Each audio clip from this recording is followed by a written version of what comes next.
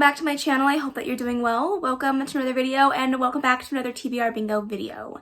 Today is going to be working a little bit differently just because I have been a bit in a life slump and a reading slump, so I am using this month to kind of get myself back on track. So TBR Bingo is going to be looking a lot shorter in this video, but I definitely need a little bit of a break. I have just not been doing a ton of reading, so I wanted to do a TBR just to give myself some extra motivation to pick up some new books that might get me out of my reading slump, but also not force myself to do too much. I think last month's TBR was like 16 or 17 books, so I definitely need a little bit of a break from my massive TBRs, so hopefully you don't mind. But without further ado, let's go ahead and get into what TBR Bingo is, the picks from last month, and then we'll go ahead and get into the spins. So if you've never seen a TBR Bingo video, how it works is I spin a ball cage filled with a whole bunch of balls. Each ball correlates to a number which correlates to a prompt, and I use that prompt to pick a book on my TBR. I have a whole board that has different numbers on it, and I try to get a bingo. Every time I get a bingo, it's either a reward for me or a reward for you. This time we are working on a reward for you, I believe. No, I think I did a giveaway last time. This is a reward for me.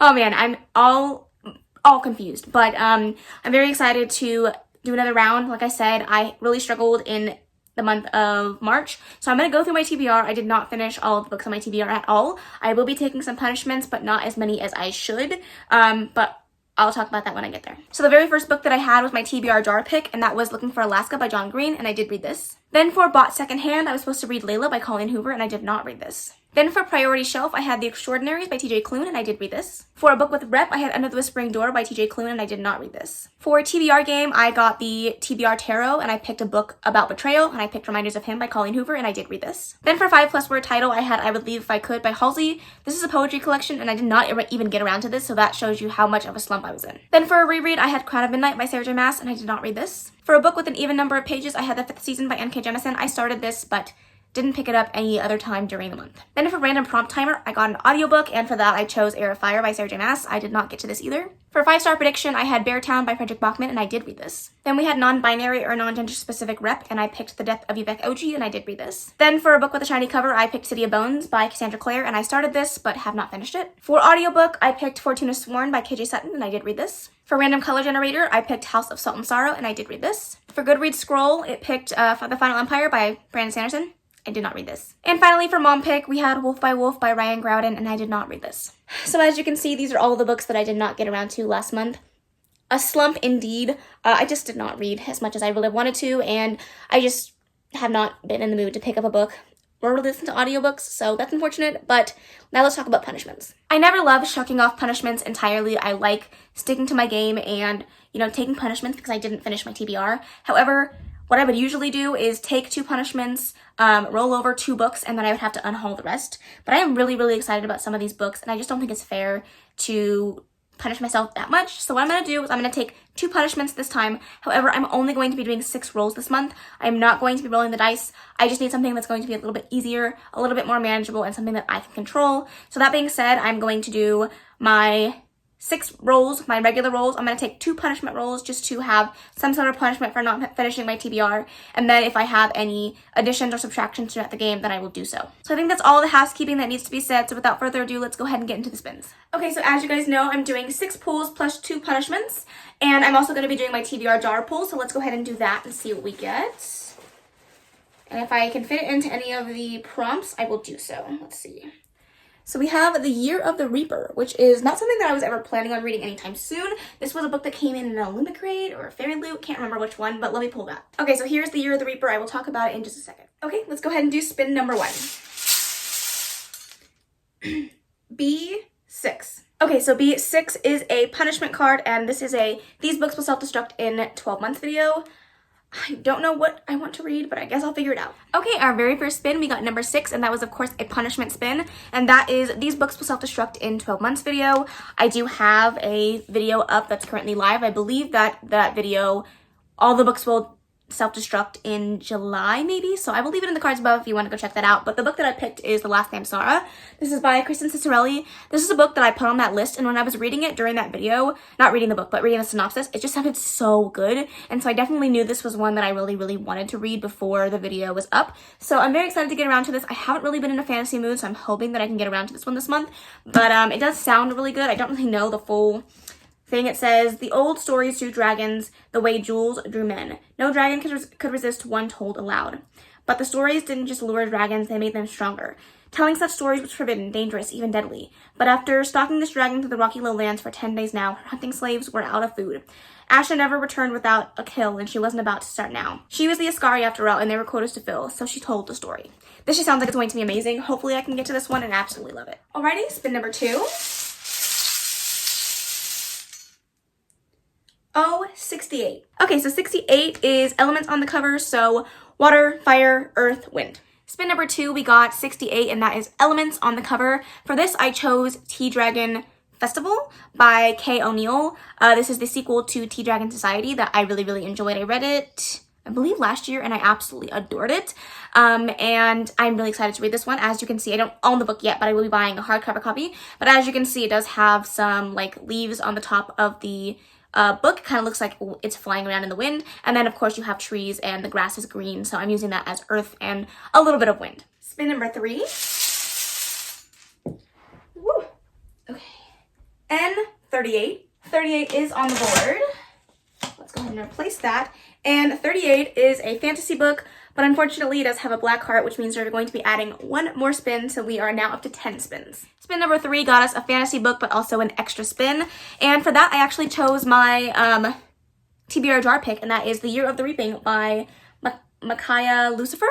This is one that I got, I believe, in a fairy loot box, and it just looks really cool. Again, I'm not really in a huge fantasy mood, but I'm trying to get myself out of that little slump, which is why I didn't choose fantasy all the way through, but I am very, very excited to get around to this one. It has some really beautiful black sprayed edges. I don't really know too much about this. I believe that there is a war going around. There is maybe a plague.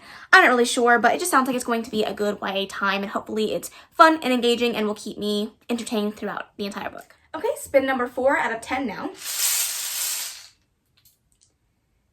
Oh, 70. Oh, 70 is FOMO, so a book that I have been feeling like I'm missing out on. Spin number 4, we got 70, and that is FOMO, Fear of Missing Out, and there are so many books on my shelves that I have just been sad that I haven't been able to get around to, but the one that I picked was Concrete Rose by Angie Thomas. This is one that has been sitting on my shelf for far too long. I absolutely adored The Hate U Give, and I've been really excited to get around to Mav's story, which is Star's dad from the first book, and this is one that I've heard so many people talk about. I've heard so many good things, and this is definitely one that I have just been afraid to miss out on. Spin number 5. G57. G57 is a contemporary book, kind of hard to read, but it is contemporary. Up next, spin number 5, we got 57, and that is a contemporary. For this, I chose a contemporary romance. These are technically fantasy retellings, but they are set in a contemporary world, so I'm going to take it, and I need some more romance in my life, so I picked Electric Idol by Katie Roberts. This is the second book in the Dark Olympus series, the first one being I cannot remember. Neon Gods. I really enjoyed the first book. I've been really excited to get around to book 2. This one is also on my 22 books to read in 2022 because I'm trying to get around to more sequels this year. So hopefully I can get around to this one and love it. This is a Psyche and Eros retelling. So hopefully I love it. Alrighty, spin number 6. G47. G47 is 22 books to read in 2022. I love this. Spin number 6 got us 47, and that is 22 books to read in 2022, which is perfect because I really wanted to get around to some more romance, and one of the books on that list was The Play by Elle Kennedy. This is the 3rd book in the Briar U series. This is the spin-off series to the Off-Campus series, which I absolutely love and adore, so I'm very excited to get around to book 3. I have been meaning to finish up the series for quite some time, so I'm really glad that this one ended up on my list, and hopefully I can get to it and absolutely adore it. Alrighty, spin number 7. There we go. N31. N31 is also on the board. N31 is a secret TBR. So, perfect. Spin number 7 got us 31, and that is Secret TBR. I am running another Secret TBR video this month. I am not going to get up the one that I was planning to do in the month of March, just because I wasn't able to read any of those books, but I do have another one planned, which I'm very, very excited for. And for that Secret TBR video, I'm reading the 2nd book in the Zodiac Academy series by Caroline Peckham and Susan Valenti. I'm hoping not to give away too many books on that TBR, but I am very, very excited to get around to that book. It is one that I am very, very pumped for. I was hoping to get my special editions from the Bookish box before I read the rest of the series, but I found out that I'm not getting those books until August or September of this year. So I'm gonna go ahead and just read the second book and hopefully really enjoy it. I'll probably get it on my Kindle and read the audiobook alongside. This is a dark fae romance, bully romance that I'm excited to continue on with. I've heard that the books get better and better as the series goes on, so hopefully I absolutely adore book 2. I think I said I had to do 10 spins, but I actually have to do 9. So this is the second to last spin. I got 3 of them, Jesus. I-22, just what I need. I-22 is a big book. Okay, spin number 8, we got 22, and that is a big book. Definitely not one that I wanted this month, but, you know, I made it work. I actually have 2 options here, so I'm going to show you both. Whichever one I decide to read will fill the prompt for this month. I don't really know what I'm going to be in the mood for, so I'm trying to give myself some wiggle room. But the first one that I have here is Lilac by B.B. Reed. I have started this book. I am 171 pages into it. It is a reverse harem that has to do with a rock band, and the members of this band all end up in a reverse harem relationship.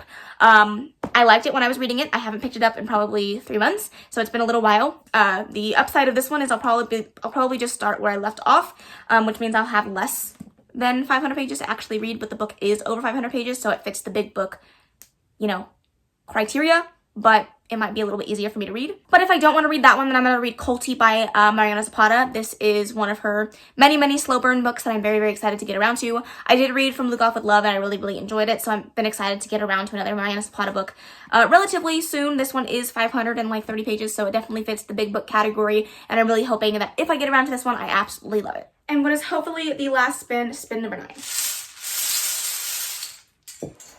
Jeez Louise, G60. G60 is also on the board. Not too bad for this round, and G60 is a standalone. And our very last spin for this video is 60, and that is a standalone book.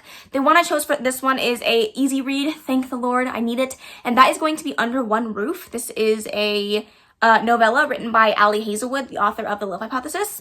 I believe she's coming out with multiple little novellas, but I think they are all standalones and can be read as standalones. So even if they're part of the series, I'm going to count it as a standalone because I believe they can all be read as standalones. So that being said, I'm going to read that one because it's only a 3-hour audiobook, and again, I need just easy stuff, easy romantic stuff in my life right now so I can get myself back on track and get myself, you know, back in the reading mood. So that being said, that is going to be my last and final book on this TBR. So this is my TBR, not including Zodiac Academy, Tea Dragon Festival, Under One Roof, and I'm only reading one of the 2 big books that are on this stack. So, you know what? It could have been worse. It could have been better, though, I will say. But I think that there's a lot of mix here. It's going to give me a good range of things to choose from throughout the month, and honestly, 9 books in 1 month is not going to be a problem. Even during my slump, I still managed to read like 13 books, so I have high hopes that I'm going to actually finish this TBR. I would love to hear any of your thoughts if you've read any of these and what you thought of them. Please do let me know. But that is going to be the end of this video. I really, really hope that you enjoyed it. If you did, please make sure to give it a big old thumbs up. Don't forget to subscribe before you leave, and of course, leave any comments, questions, and suggestions in the comment section below, and I will see you in the next video. Bye. Baby, turn it down like a sweet